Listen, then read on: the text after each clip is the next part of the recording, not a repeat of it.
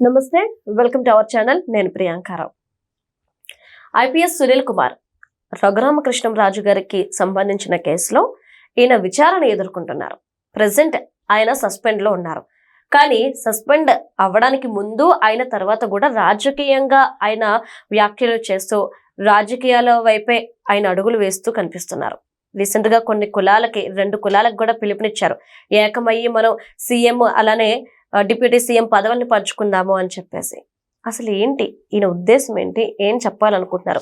ఇప్పుడు రీసెంట్ గా రఘురామకృష్ణంరాజు గారి మీద కూడా ఆయన మాట్లాడడం అనేది జరిగింది. ఎందుకు రఘురామకృష్ణరాజు గారిని టార్గెట్ చేస్తున్నారో ఈ సునీల్ కుమార్ అనేది తెలుసుకుందాం. మనతో మాట్లాడడానికి ప్రముఖ పొలిటికల్ అనలిస్ట్ అంకమరావు గారు ఉన్నారు. ఆయన అడిగి తెలుసుకుందాం. నమస్కారం సార్. నమస్తే.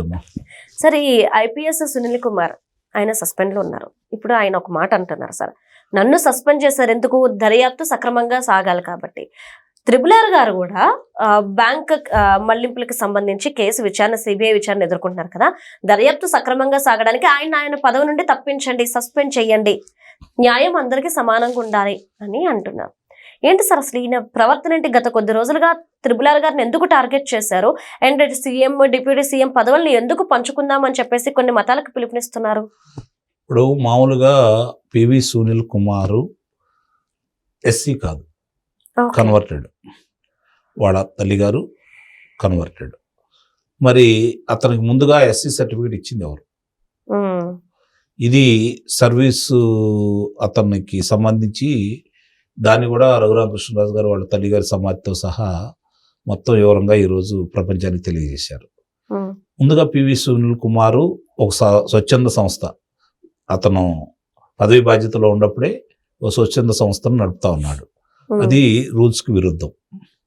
రెండవది, రఘురామకృష్ణరాజు గారు నన్ను విచారణ కోసం నన్ను సస్పెండ్ చేశారు కదా, రఘురామకృష్ణరాజు గారిని కూడా విచారణ సందర్భంగా పదవి నుంచి తొలగించండి అని చెప్పి నన్ను మాట్లాడుతున్నాడు. ఇప్పుడు రఘురామకృష్ణరాజు గారు బాధితుడా, నువ్వు బాధితుడివా? సావంతుల దాకా వెళ్ళి వచ్చింది రఘురామకృష్ణరాజు గారా, నువ్వా? ఆయనగా. రఘురామకృష్ణరాజు గారు నిన్ను కొట్టాడా, నువ్వు రఘురామకృష్ణ గారిని కొట్టించావా? ఆయన కొట్టారు. మరి నువ్వు మాట్లాడితే అంటే ఏ ముఖం పెట్టుకుని మాట్లాడుతున్నావు? ఎందుకు మాట్లాడుతున్నావు? రాజకీయాలతో నీకేం పని? ఇప్పుడు సర్వీసుల్లో ఉల్లంఘన చేశాడు, సర్వీస్ రూల్స్ వర్తించమని చెప్పని స్పష్టంగా వస్తూ ఉంది కదా. నువ్వు సర్వీస్ రూల్స్ ని ఉల్లంఘించింది నువ్వు. నీ బాధ్యతల నుంచి నువ్వు పక్కదోవకి వెళ్ళేసి నువ్వు చేయాల్సిన బాధ్యతలు మర్చిపోయి ఒక నాయకుడు చెప్పినట్టు చేసింది నువ్వు.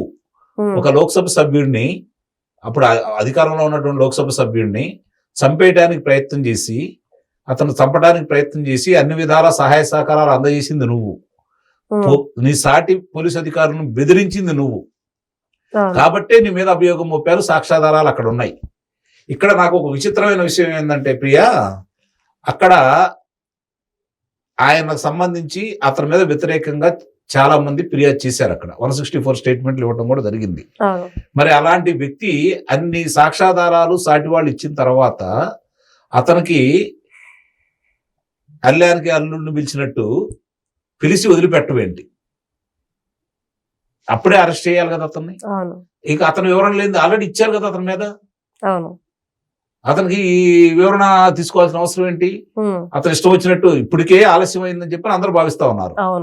రఘురామకృష్ణరాజు గారికి సంబంధించి, ఆనాటి ఆ ప్రభుత్వానికి సంబంధించి ప్రతిరోజు వాడు చేసినటువంటి తప్పుల్ని ఎండగడుతూ ప్రజల్ని చైతన్యపరిచి ఆనాటి జగన్మోహన్ రెడ్డికి వ్యతిరేకంగా చేసిన పోరాటంలో ప్రథమ స్థానంలో ఉన్న వ్యక్తి రఘురామకృష్ణరాజు గారు. అందుకని మిగిలిన వాళ్ళని భయపెట్టాలని ఆయన మీద చర్యలు తీసుకొని ఆయన్నే చంపేస్తే లోక్సభ సభ్యుడు రఘురామకృష్ణరాజు గారు సమర్థుడిని ఈ పని చేసే, మిగిలిన మీరు ఎంతరా ఒళ్ళు దగ్గర పెట్టుకోండి అని చెప్పని ఒక హెచ్చరికలు జారీ చేయడం కోసం ఆయన ఎన్నుకున్నారు. మిగిలిన వాళ్ళు అలా మాట్లాడట్లేదు కదా, ఆయనే కదా గట్టిగా అట్లా మాట్లాడింది, మళ్ళీ ఆ ప్రభుత్వంలో ఉండి. కాబట్టి అలాంటి సందేశం ఇవ్వడానికి వాళ్ళు ప్రయత్నం చేశారు. దానికి సహకరించింది ఇతను ఆధ్వర్యంలో పార్టీ నోటీస్ ఇచ్చి పిలిపించుకోవాల్సిన అర్ధరాత్రి పూట ఆయన మీద రాజద్రోహం కేసు పెట్టి అక్కడికి వెళ్ళి హడావుడి చేసి ఆయన తీసుకొని వచ్చేసి ఆయన మీద కస్టోడియల్ టార్చర్లు చేసి ఇన్ని చేసిన వ్యక్తికి ఆధ్వర్యంలో, ఎవరి ఆధ్వర్యంలో జరిగింది?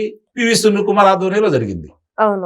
ఈ రోజు కూడా మనం కూడా చూశారు కదా, ఇందాక మీరు చెప్పినట్టు ఒక సమావేశంలో మనందరం కలిస్తే మీరు సీఎం, నేను డిప్యూటీ సీఎం, మీరు ఫలానా, నేను ఫలానా, ఇంకేముంది వీళ్ళ చేతుల్లోనే ఓట్లు వేయించినట్టు. నిజంగా నువ్వు అంత సమర్థుడివి, అంత శక్తిమంతుడివి అయితే నువ్వే ఒక పార్టీ పెట్టి ఇప్పుడు అంతేగా. ఇంక నీకెందుకు ఆ సర్వీసు? రా బయటకు వచ్చి పార్టీ పెట్టి నువ్వే ప్రజలకు న్యాయం చేయి. నువ్వు అంత నీతిపరుడివి, నిజాయితీపరుడివి, నిష్పక్షపాతంగా నువ్వు వ్యవహరిస్తావు అని చెప్పే నమ్మకం నీకుంటే వీళ్ళందరూ తప్పులు చేసిన వాళ్ళందరూ శిక్షలు వేయి. అసలు అయినా బెయిల్ మీద ఉన్న వ్యక్తి, మామూలుగా సిబిఐ ఈడీ కేసుల్లో ఉన్నటువంటి వ్యక్తి, అలాంటి వ్యక్తి ముఖ్యమంత్రిగా ఉంటే అసలు నువ్వు ముఖ్యమంత్రిగా ఎలా ఉంటావయ్యా? రిజైన్ చేసి ముందు నువ్వు సచ్చిరుడిగా బయటికి రా, అప్పుడు రా ముఖ్యమంత్రిగా అని చెప్పని నువ్వు ఆ రోజు నీకు ఈజే అని చెప్పిన ముఖ్యమంత్రిని ఆ రోజు నువ్వు ఎందుకు ఉపేక్షించావు? నువ్వు రిజైన్ చేయమని ఎందుకు అనలేదు? ఈ రోజు అడిగే హక్కు నీకు ఎక్కడుంది? నువ్వు దోషివి.